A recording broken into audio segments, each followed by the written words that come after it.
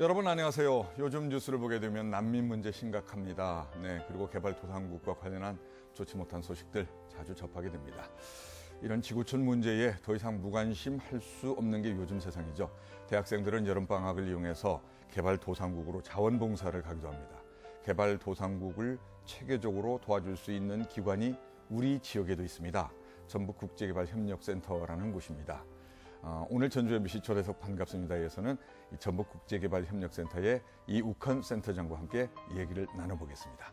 안녕하세요. 예, 반갑습니다. 반갑습니다. 예, 국제개발협력센터 이게 무슨 일을 하는 곳인가요? 네, 과거에 우리나라는 원조를 많이 받던 그런 나라였습니다. 그런데 그렇죠. 예. 이제는 원조 받던 나라에서 원조를 주는 나라로 바뀌었거든요. 네. 그래서 우리 정부 차원에서도 이 개발도상국의 경제사회 발전, 빈곤 퇴치 이런 걸 위해서 다양한 원조 사업을 하고 있는데 이런 정부 차원의 원조 사업을 ODA 사업이다 이렇게 얘기를 하고 있습니다. 네, 근데 ODA. 예. 근데 이 ODA 사업 예산이 2016년도 올해 기준으로도 약 2조 원에 달하고 있는데. 오, 그래요? 그렇습니다. 네. 예. 근데 이런 2조 원의 예산이 주로 수도권 위주로 이렇게 집행이 되고 있고 지방에서는 우리 ODA에 대한 이해도 좀 저조한 것 같고 참여도 수도권에 비해서는 수준입니다. 예. 근데 이 ODA라는 사업이 사실은 기회입니다. 그러니까 기회? 현금으로 그렇습니다. 예. 기회. 예. 예. 이게 2조 원이라고 앞서 말씀하신 그 현금 개념이 아니라 그렇습니다. 2조 원에 해당하는 기회. 예. 그러니까 현금으로 궤도에다 그저 주는 게 아니고요. 예. 이런 사업을 하면서 우리 기업체가 참여를 하고 또 우리 물자가 제공이 되고 우리 인력이 파견돼서 활동하기 때문에 우리 기업 활동이나 고용 이런 측면에서는 네. 상당한 기회라고 볼 수가 있는 거죠. 예. 근데 그런 게 이제 수도권 중심으로 되면서 지방에서는 그런 참여를 할 수가 없다. 이런 아쉬움이 있기 때문에 지방에서도 좀 ODA를 이해를 하고 이런 ODA 사업에 좀 적극적으로 참여를 했으면 좋겠다. 네. 그런 분위기를 조성하기 위해서 예. 센터가 설립이 된 겁니다. 예. 그러니까 이제 코이카가 이제 한국의 무상원조를 대표하는 기관인데 네. 코이카의 지방에 있는 사무소다. 예, 이렇게 이해를 하시면 예. 코이카는 뭐 다들 알고 계실 거예요. 예. 아마. 예? 우리나라가 이제 뭐 해외에 원조해주는 그런 기관. 그렇습니다. 코이카. 예. 또 우리 MBC에서 드라마가 있었죠? 뭐 코이카의 10부작으로 꿈이던가요? 코이카의 꿈이라고 해요. 우리 그래서 웬만하면 다들 아실 텐데 예. 이제 수도권에서 이제 정부 중심으로 했던 건데 지역에서도 좀 할 수 그렇습니다. 있도록 하자는 차원에서 이게 국제 개발협력센터 우리 전라북도에 이제 만들어졌고 금년 1월부터 업무를 시작하셨나요? 그렇습니다. 이제 한 반년 됐습니다. 채 못 뜨긴 했는데요. 예, 센터장을 맡아 이제 하시게 된 것이고, 우리 전북 지역에 이제 국제 개발협력센터가 생겼고 그 센터장을 맡아 주시고 계시고, 코이카의 뭐 지사, 사업소. 그렇습니다. 이렇게 인식을 하면 되겠네요. 그렇습니다. ODA라고 그러셨죠? 그렇습니다. 예. 빨리 말씀하시니까 뭐 오단가 ODA인가 그 ODA라는 것이 무엇인가요? 예. 처음부터 생소한 용어를 말씀드려서 죄송합니다. 이 ODA는 Official Development Assistance라고 해서 영어를 약자로 ODA 또는 어떤 국제기구에서는 오다 이렇게도 표현을 하고 있습니다. 오다 이렇게 발음도 되니까. ODA라는 단어는 국제사회에서 통용되는 그런 단어입니다. 간단하게 말씀드리면은 개도국의 경제사회 발전, 빈곤 퇴치를 위한 정부 차원의 원조다 이렇게 이해를 하시면 되겠습니다. 네. 제가 90년도에 일본에서 근무를 했었는데요. 그때만 해도 일본이 전 세계에서 원조를 가장 많이 하던 그런 시기거든요. 그래서 매일 신문 방송에 ODA라는 단어가 나오는데 초등학생부터 하여튼 나이 드신 할머님들까지 다 ODA를 알고 이해를 하시더라고요. 그래서 굉장히 부러웠었습니다. 그래서 이제 우리나라도 그럴 시기가 되지 않았냐 생각이 되고요. 또 참고로 말씀드리면은 이 국제사회에서 유엔이나 이런 데서 이 선진 원조 공유국들이 GNI 그러니까 국민 총소득 대비 0.7%를 원조로 제공하도록 권고를 하고 있습니다. 그래요. 0.7%. 우리나라가 아까 2조 원 정도의 기후비용을 국제 원조에 쓴다고 했는데 우리나라는 몇 퍼센트 정도 되는 것인가요? 우리나라는 지금 GNI 대비 0.13%니까 본고에 턱없이 부족하네요. 근데 일본은 한 0.7% 맞춰서 이렇게 아직 0.7%까지는 안 됩니다만은 금액상으로 보면 전 세계에서 지금도 한 4위, 5위 정도 지금 하고 있습니다. 그 ODA를 일본 사람들은 뭐 유치원 애들부터 안다고요. 할머니에 이르기까지. 우리나라는 어떻습니까? 저도 사실은 잘 몰랐는데요. 아직까지 인식이 상당히 저조하다. 네, 생각이. 예. 자, 이제 우리가 학교 다닐 때는 저희들 뭐 학교 다닐 때 뭐 중고등학교 말할 것도 없고요. 대학교 다닐 때도 역시 뭐 개발도상국이라는 소리를 들으면서 지냈었는데 그 개발도상국이 지금도 여전히 많지요. 대부분의 경우가 거기에 해당하죠. 예, 그렇습니다. 예. 과거에는 개발도상국이라는 용어 대신에 후진국이다 이렇게 불렀었죠. 그리고 후진국이라고 했어요. 한국도. 예, 한국도 후진국 개발도상국 하니까 조금 좀 듣기는 괜찮더라고요. 그래서 이 후진국이라는 단어가 좀 부정적이고 조금 퇴행적이고 차별적이다 이런 비판이 있어서 이제 오래전부터 후진국이라는 용어 대신에 개발도상국이다. 그러니까 소득 수준은 낮지만 발전 과정에 있는 나라다.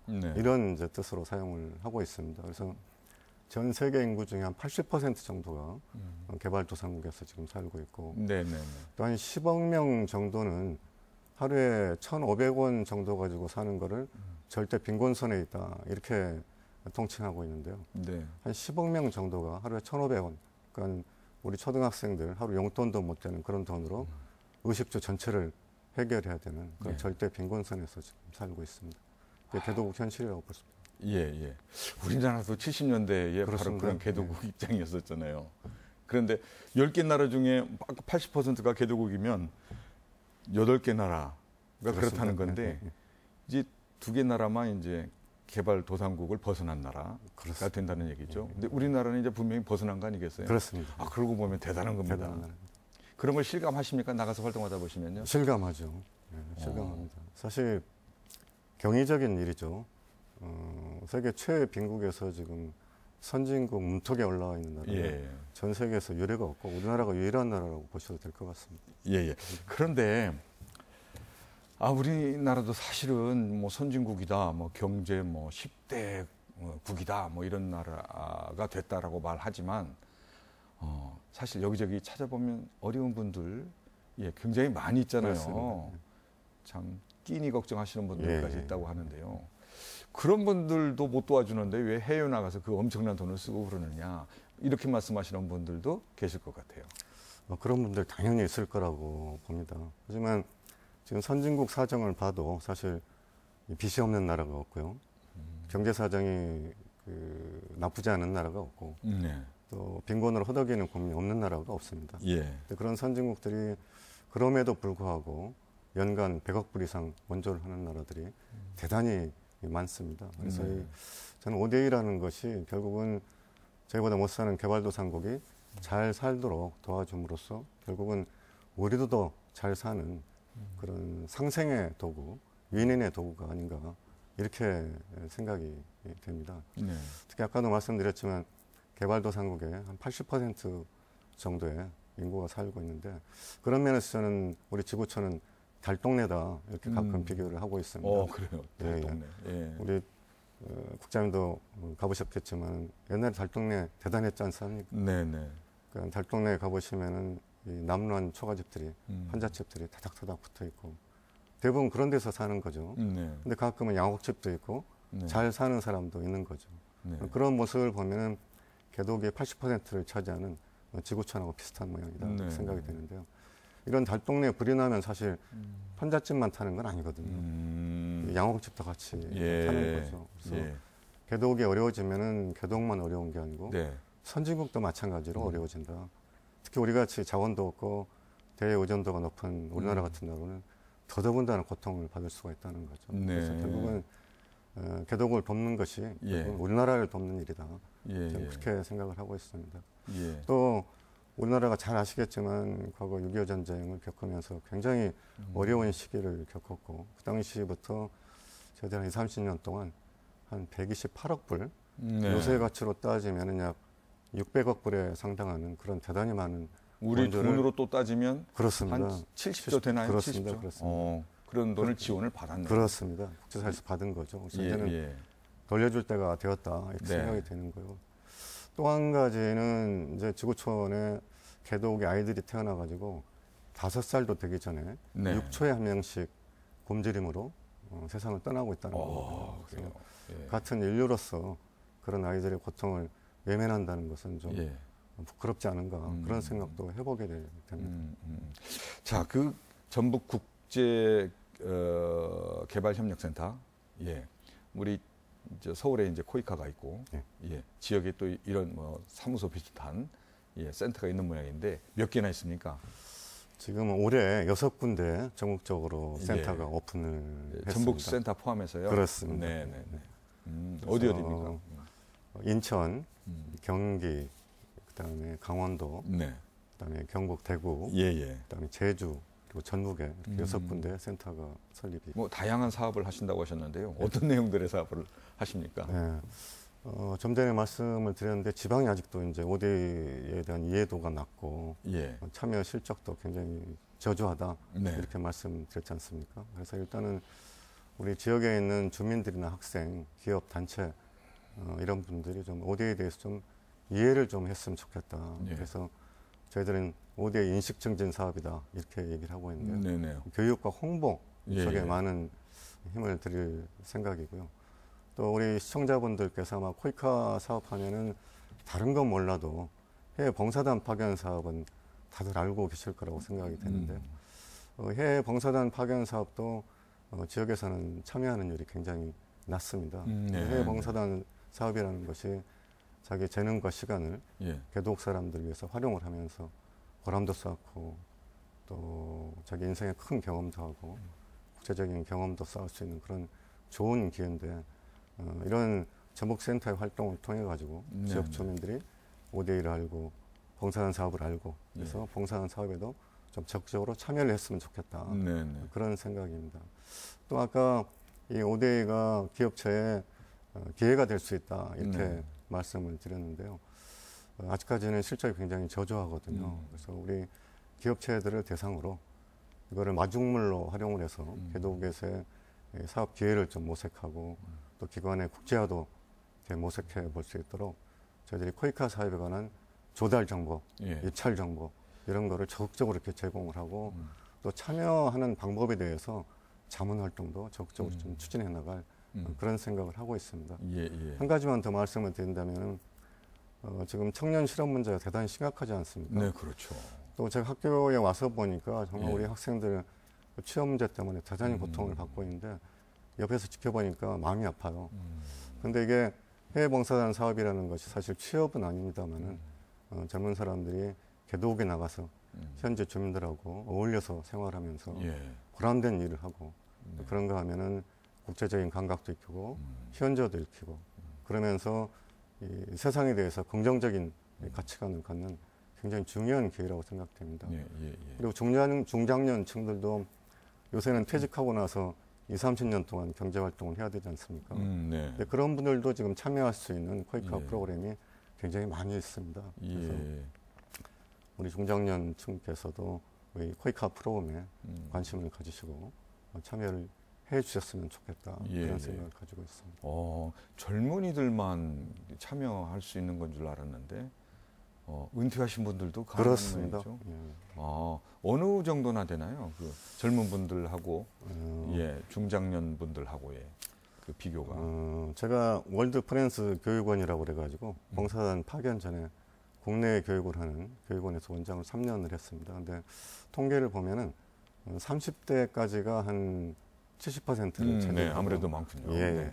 30대 이후가 한 30% 그런 예. 정도 차지하고 있고 최근에는 갈수록 50대, 60대, 심지어는 70대 후반, 80대 초반까지도 이렇게 네. 해외 봉사활동으로 나가고 계십니다. 예, 순수하게 봉사하는 거죠. 뭐 급여가 나오고 그러는 건 아니죠. 급여는 아니고 생활비를 예. 거기서 활동하시기에는 충분할 만큼. 예. 저희들이 그 지원을 젊은 사람들 입장에서는 여러 가지로 많은 그 기회가 주어질 것 같은데요. 뭐 봉사한다고 하는 대전제도 있지만은 또 현지어도 아까 배울 수 있다고 그렇습니다. 하셨잖아요. 예. 그리고 또 아무래도 영어도 뭐 아무래도 그럼요. 많이 사용하게 되겠죠. 예. 그러면 그 뭐 대학 재학 중에 갈 수 있는 것인가요? 대학 재학 중에도 갈 수가 있습니다. 근데 다만 이제 해외 봉사단 파견 사업이라는 것이 가서 외유로 나가는 게 아니고 개도국 주민들한테 지식과 경험 이거를 전수하고 공유하는 그런 사업들이기 때문에 예. 아무래도 해당 분야에 전공을 했거나 네네. 자격증을 가지고 있거나 또는 경험이 있어야 되겠죠. 그래서 지금 코이카에서는 한 100여 개 분야 이상의 지금 단원을 파견하고 있는데 예. 그런 자격 요건을 갖춘 사람들은 대학생도 충분히 해외에 나갈 수가 있고 지금 제가 가르치는 학생 중에 하나가 전북대 심리학과 4학년 학생이에요. 네. 근데 심리학과 하면은 사실 개도국에서 활동할 수 있는 분야는 아니거든요. 근데 이 친구가 해외 봉사활동에 뜻을 두고 네.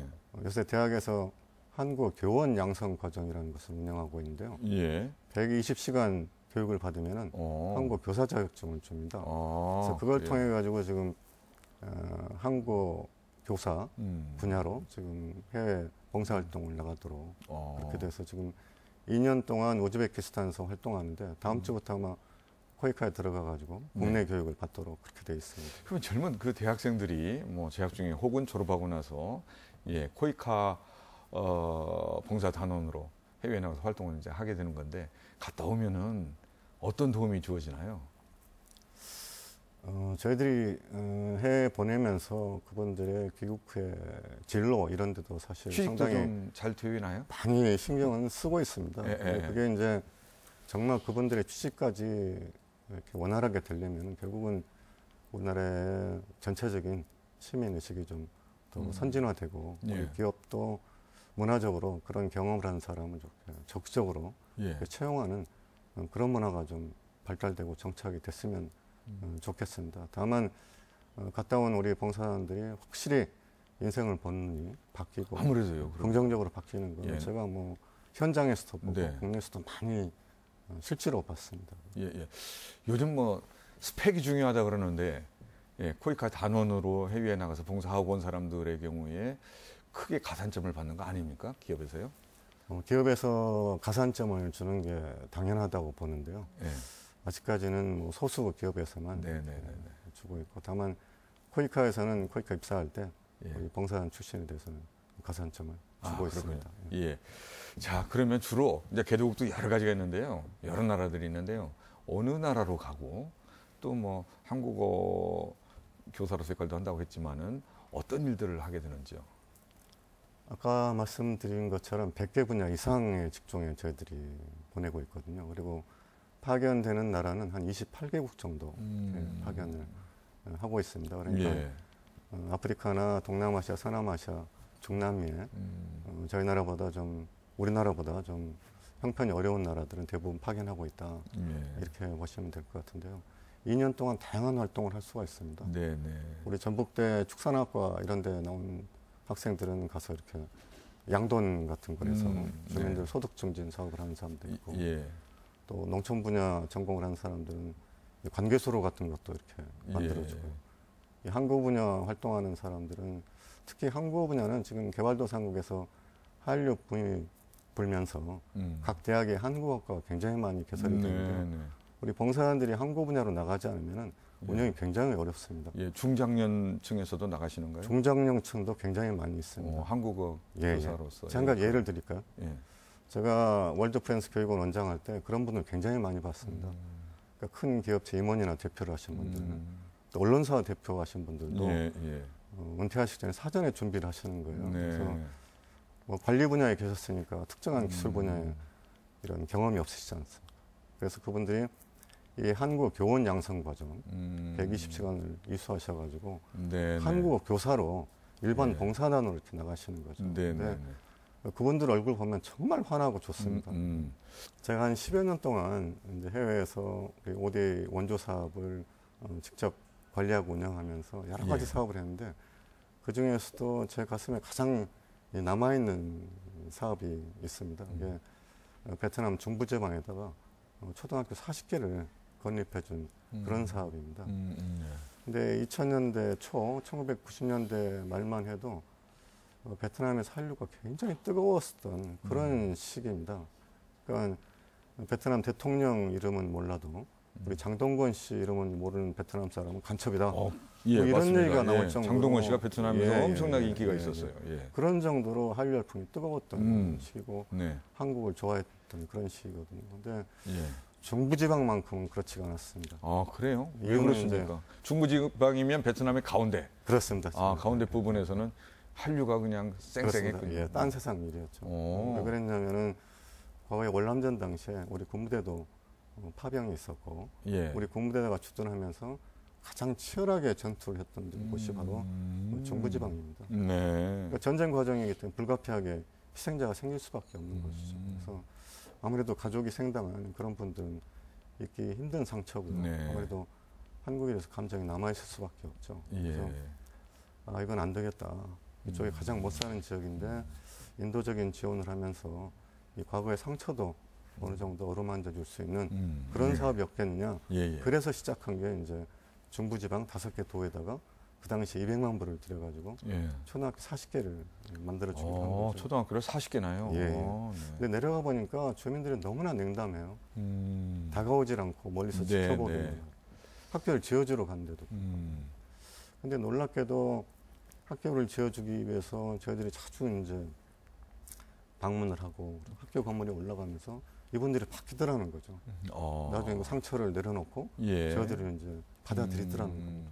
그래서 초등학교 20개를 지어가지고 준공식을 하러 내려갔는데 그 베트남 학교 초등학생 5학년짜리 여자아이가 올라와서 뭐라고 답사를 하냐면은 자기들의 미래를 위해서 날개를 달아준 대한민국 사람들 너무나 고마워요. 이렇게 얘기를 하더라고요. 저는 코끝이 찡해가지고 정말 하늘만 쳐다보고 있었습니다. 네. 사실 외진 데다가 학교를 제가 직접 지은 건 아니지만 그걸 이제 지켜보기 위해서 수십 차례 제가 방문했는데 굉장히 고생을 했거든요. 예. 그 말 한마디에 모든 시름이 다 녹아내리더라고요. 그래서 제 생각에는 이게 진정성 있는 원조의 힘이다. 예. 저희들이 200만 불 가지고 초등학교 40개 지어주면서 그 사람들 상처를 씻어줬다. 이렇게 얘기는 못하는 거죠. 예. 저희들이 진정성을 가지고 이렇게 다가가니까 그 사람들이 그 아픈 상처도 내려놓더라. 그걸 제가 실제로 느꼈고 저한테도 감동이었습니다. 그래서 네네. 앞으로도 우리나라 원조가 정말 현지 주민들의 마음을 움직이는 네. 진정성 있는 그런 원조를 계속 해나갔으면 좋겠습니다. 예. ODA. 네. 예. 공적 개발 원조. 예. 해외로 개도국을 대상으로 하는 역할이 우리 전라북도 지역의 젊은 사람들과 또 인생 제2모작을 준비하는 장년층을 통해서 좀 더 활성화될 수 있게 되는 3년이 되기를 바랍니다. 그렇게 될 수 있을 것 같다는 생각은 안 드십니까? 그렇게 되도록 최선을 다해서 열심히 노력하도록 그 도민들이 많이 뒷받침해 줬으면 좋겠다는 생각합니다. 네, 오늘 말씀 정말 감사합니다. 감사합니다.